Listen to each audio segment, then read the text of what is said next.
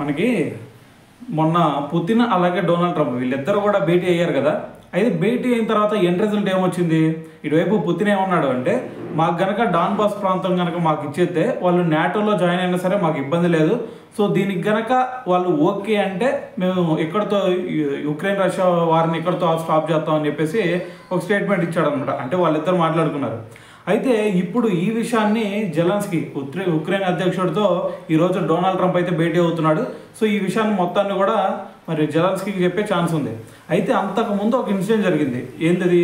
Ukraine అధ్యక్షుడితో Donald Trump సమావేశమైనప్పుడు అప్పుడు media మొత్తం ఉన్నప్పుడు కూడా అతను ఒక అహంకారపూరితంగా వ్యవహరించడం జరిగింది డొనాల్డ్ ట్రంప్.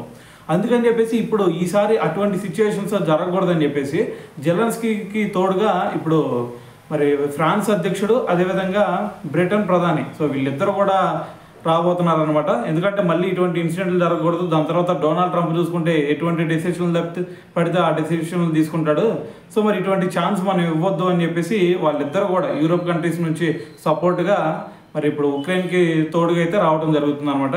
సో మరి ఈ మీటింగ్ కంప్లీట్ అయిన తర్వాత మరి ఉక్రెయిన్ దీనికి యాక్సెప్ట్ చేసిద్దా లేదా అనేది సో చూడాలి.